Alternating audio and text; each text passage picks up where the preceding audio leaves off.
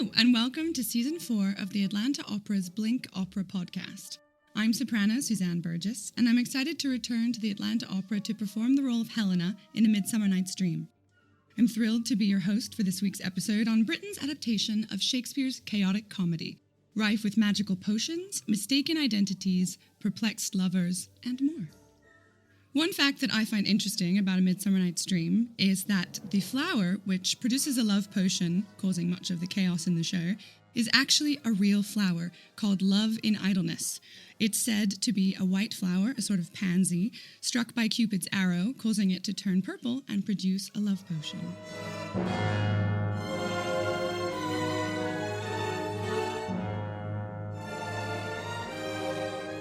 Now let's dive into the plot. In Act 1, we find ourselves amidst the enchanting woods outside Athens, where Oberon, king of the fairies, and his queen Titania engage in a heated quarrel over a young boy who is under her protection. She refuses to give him up, and so Oberon sends his mischievous servant Puck on a mission to procure a magic flower. This flower's potion, when sprinkled on Titania's eyelids, will make her fall in love with the first creature she sees upon waking.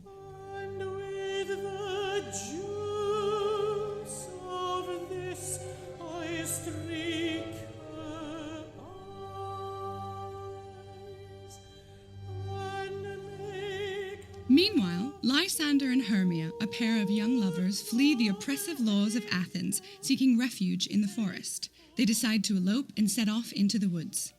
Demetrius, who also loves Hermia, chases after her, himself pursued by Helena, who is hopelessly in love with him.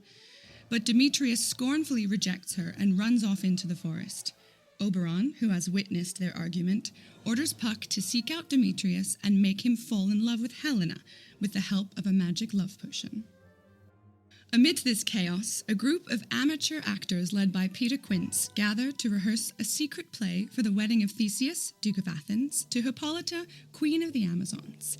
There is some disagreement over casting, with Bottom the Weaver and Flute the Bellows Mender finally agreeing to play the parts of Pyramus and Thisbe, the star-crossed lovers of the play's title. Quince the carpenter, as well as the author and director of the play, hands out scripts and all agree to meet later that night to rehearse. Exhausted and lost, Lysander and Hermia lie down to sleep. Puck, who thinks he has found Demetrius, sprinkles the juice of the magic flower on Lysander's eyes. Demetrius then appears, still pursued by Helena, and angrily abandons her. Alone and in despair, she sees the sleeping Lysander and wakes him. Under the effect of the spell, he immediately declares his love for her. Helena is furious, thinking he is making fun of her, and runs off. Lysander follows. Hermia then awakes from a terrible dream to find herself alone. In the heart of the forest, the fairies help their mistress Titania to sleep.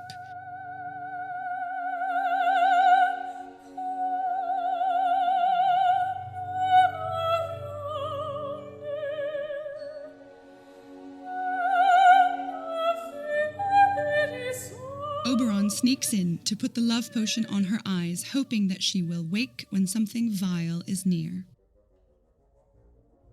As night unfolds into Act 2, the magical mischief continues. Quince and his men meet to rehearse. Puck, seeing them at work, decides to amuse himself by turning Bottom into an ass. At the sight of this strange and terrifying transformation, the others run off.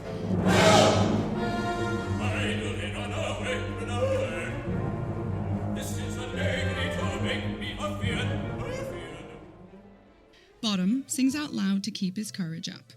This wakes Titania, who immediately falls in love with him. With the help of the fairies, she manages to coax him into bed.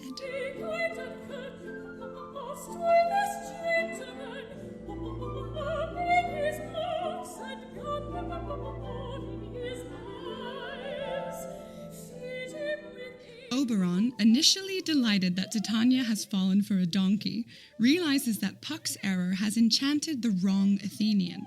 He intervenes by giving the love potion to Demetrius so that he will reciprocate Helena's love. When Demetrius then awakens and professes his love to Helena, chaos ensues, with accusations and quarrels among the lovers.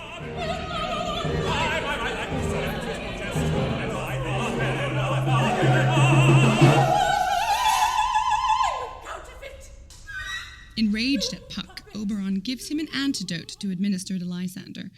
Puck leads the lovers away through the forest until they fall asleep and puts the herb on Lysander's eyes. By Act 3, dawn approaches, bringing clarity and resolution. Oberon releases Titania from the spell with the ass. The lovers awaken, reconciled and united in true love's embrace, Demetrius with Helena and Lysander with Hermia. Bottom, restored to human shape, wakes from what he thinks was a strange dream. He wanders off while his friends search for him. They're about to give up when he returns with news that their play has been chosen to be performed at court. Back in Athens, Theseus the Duke pardons the lovers and arranges for their joint weddings, culminating in a joyous celebration marked by the performance of the comedic play. Another item of note is that the play within a play is meant to be entertaining for both opera buffs and first-time listeners alike. Not only is it hilarious in its own right, it contains many musical parodies and quotes from other operas. The forest music has a 12-tone undercurrent. Pyramus first enters to a quote from the Miserere from Il Trovatore. The lion roars to a polka, and to top it all off, Thisbe's mad aria is a brilliant parody of Lucia di Lammermoor.